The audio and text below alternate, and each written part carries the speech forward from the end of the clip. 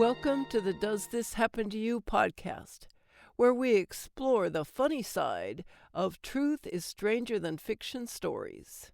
Our story this week is from the book Stripped Down, A Naked Memoir by Stacey Keith.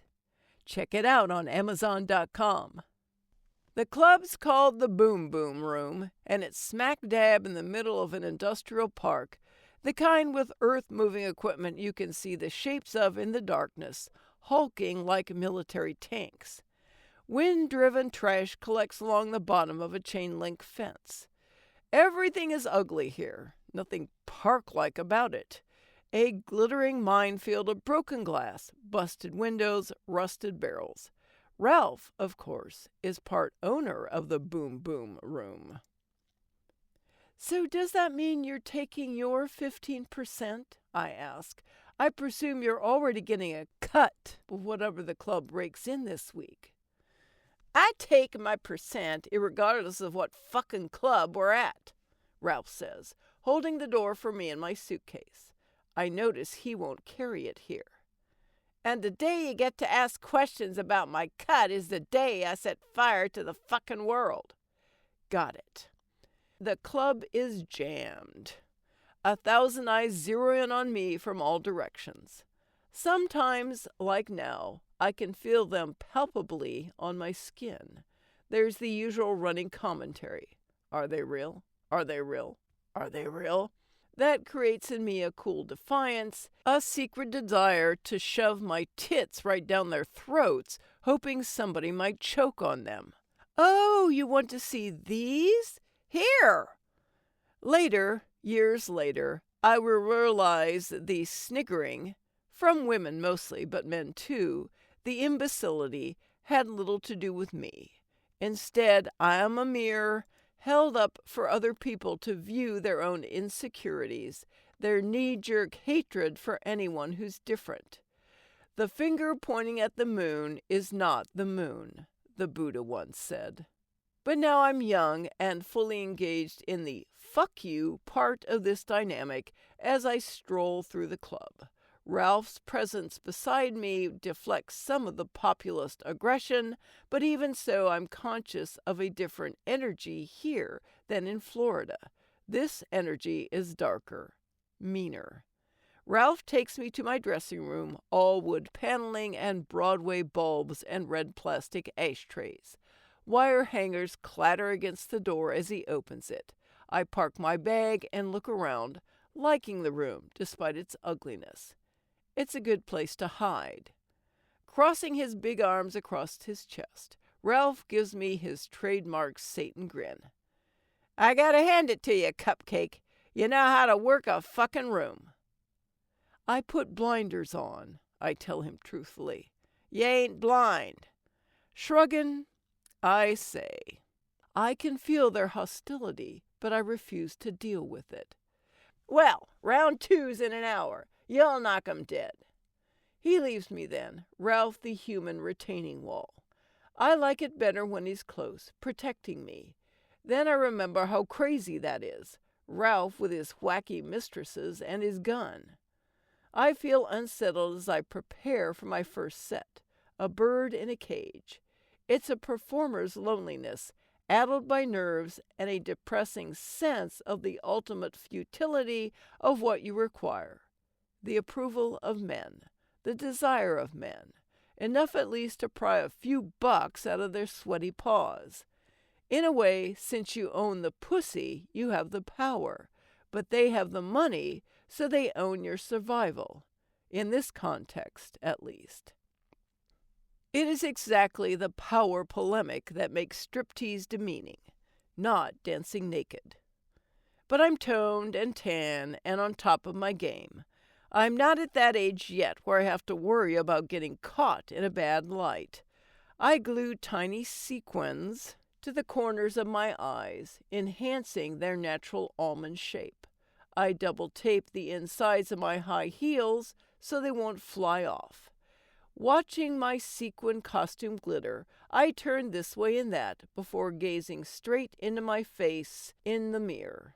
I'm ready. I experience a moment's nervousness at the foot of the stage, A rare thing these days. I've grown in confidence. After a steadying breath, I take the stage, raise my arms, and strike a pose. Intuition tells me not to solicit these people's approval. Instead, I'm going to make them work for mine. A lightning-fast triple turn gets their attention. I bring all my dance training to the stage tonight. Not the top-heavy, shambling mess of so many features who lumber around tit-whipping the front row or applying lipstick to their nipples, then kissing 8x10 glossies of themselves. In time, I will learn that it makes little difference what you do. Guys are only there to see your boobs. But tonight, I'm determined to show them who they're dealing with. And for some reason, it works.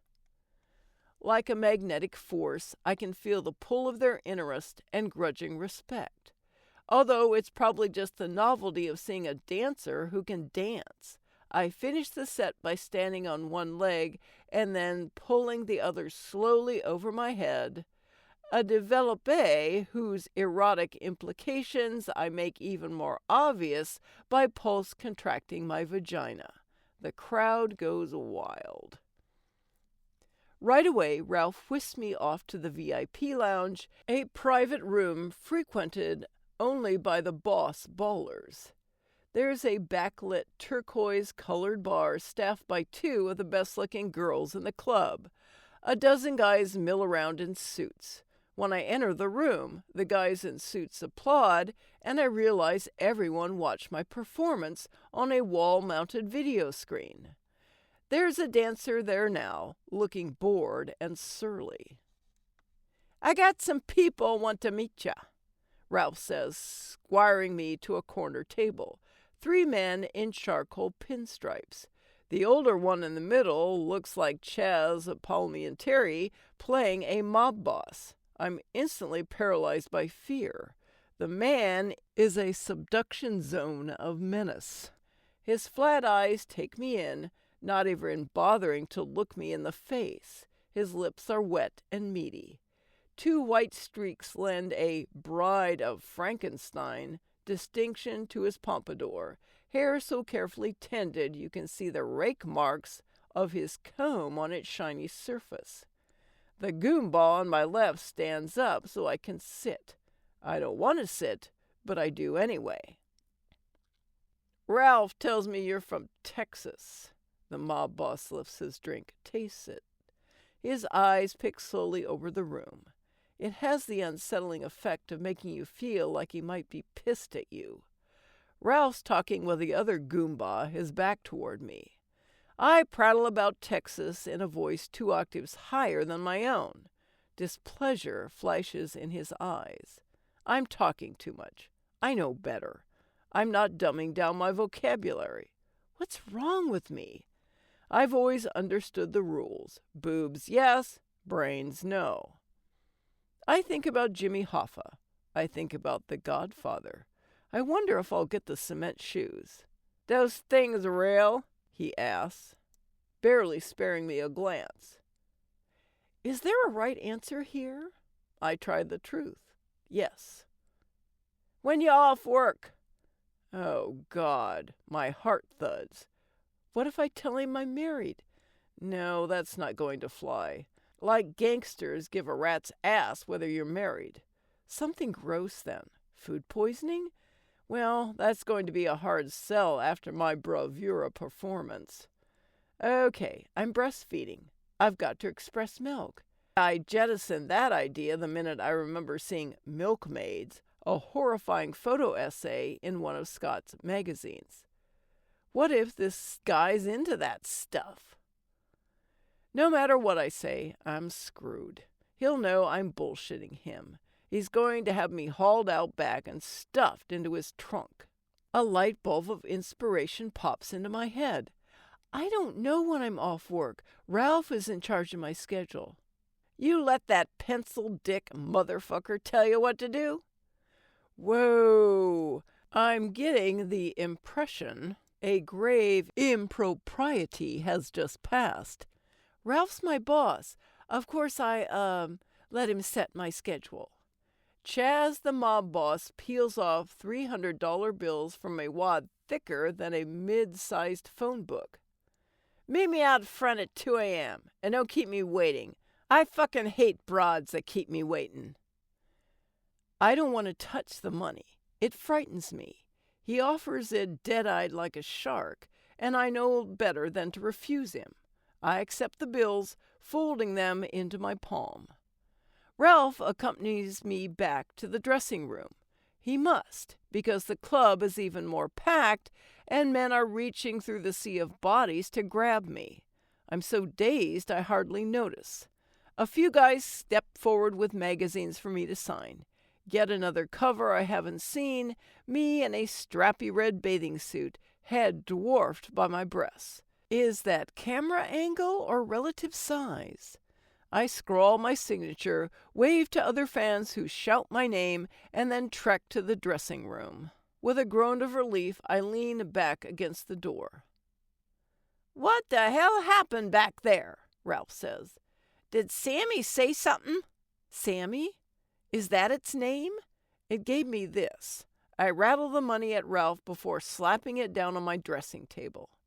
There's a glint in Ralph's eyes. He watches me carefully. "So, what do you want me to do about it?" What do I want you to do? Is Ralph insane? Isn't he getting this? I want you to tell him I'm not something you order off a drive-through menu. Sammy's loaded. Are you sure? Hands on hips, I glare. What the hell, Ralph? If I'm too principled to sleep with some married schmuck, what makes you think I'm going to put out for a gangster? What are you running here? A club or a whorehouse? Ralph's eyes pick up more sparks when he smiles now, like a galaxy of stars collapsing in on itself. I get the feeling respect has been given and that my answer surprises him. "You got no business being here," he says softly. "You know that?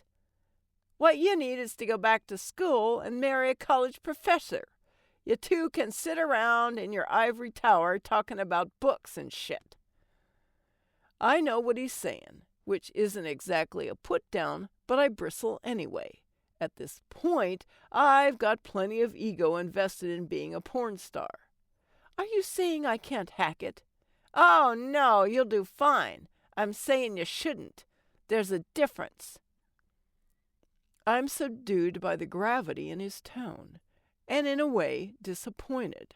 I thought I fit in. Finally, a role, an identity, a glamorous way to hide the truth, which is that I'm a lost soul who prefers the bookstore to the bar, who is just as attracted to men as she is alarmed by them, and who hasn't a clue about anything, except that people will pay her a stupid amount of money to see her breasts.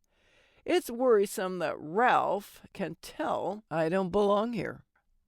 "So you'll take care of Sammy?" I ask. "He ain't gonna like it." "What will you tell him?" "I'm gonna tell him he's too fucking late. You're already Donatella's gumata."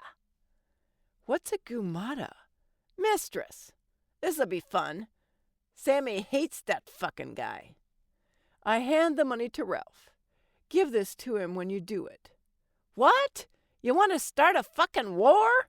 My expression of frozen uncertainty must have told him that, once again, I don't get it. "You can't give that back," Ralph says. "Why not?"